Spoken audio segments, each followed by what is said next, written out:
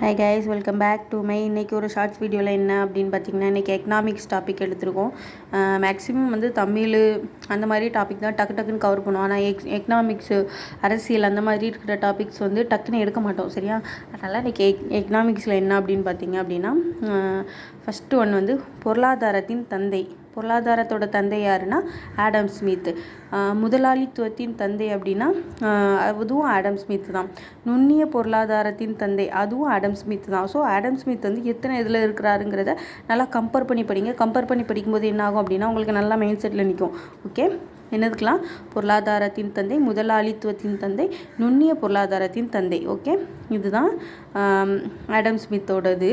அதுக்கப்புறம் நவீன பொருளாதாரத்தின் தந்தை யார் அப்படின்னு பார்த்தீங்கன்னா ஜேஎம் கீன்ஸ், சரியா? JM Keynes.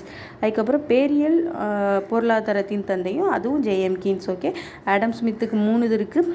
ஜேஎம் கீன்ஸ் வந்து என்னென்னா நவீன பொருளாதாரத்தின் தந்தை, பேரியல் பொருளாதாரத்தின் தந்தை, இந்த மாதிரி இருக்குது. ஓகே, அதுக்கப்புறம் கீழே பார்த்தீங்கன்னா கம்யூனிசம் அப்படின்னாலே சமத்துவம். ஓகே, கம்யூனிசத்தோட தந்தை யார் அப்படின்னா கார்ல் மார்க்ஸ். ஓகேவா? அதுக்கப்புறம் உலக பசுமை புரட்சியின் தந்தை நார்மன் போர்லாக். ஓகே, இதெல்லாம் முக்கியமானது கொடுத்துருக்கேன். நீங்கள் எல்லாமே கம்பேர் பண்ணி படிங்க. நான் படிக்கிறது என்னவோ அதை தான் நான் உங்களுக்காக ஷேர் பண்ணியிருக்கேன். இந்த மாதிரி குட்டி குட்டி நோட் ஷார்ட்ஸ் எல்லாமே அப்லோட் ஆகிட்டே இருக்கும் நம்ம சேனலில். நீங்களும் படிக்கணும், குரூப் 4க்கு ப்ரிப்பேர் பண்ணணும் அப்படின்னு பார்த்தீங்கன்னா என்னை நீங்கள் ஃபாலோ பண்ணிக்கோங்க. நான் என்னென்ன படிக்கிறேன், எதெல்லாம் படிக்கிறேன், எப்படி படிக்கிறேன் அப்படிங்கிறதெல்லாம் நம்ம சேனலில் வந்து கண்டிப்பாக நான் வந்து அப்லோட் பண்ணிகிட்ருக்கேன். நீங்களும் மறக்காமல் அதெல்லாம் படித்து வச்சுக்கோங்க. இதெல்லாம் முதல்ல நோட்ஸ் எடுத்து வச்சு படிங்க. மொபைலில் பார்த்து படிக்க எல்லாராலையும் கண்டிப்பாக முடியாது.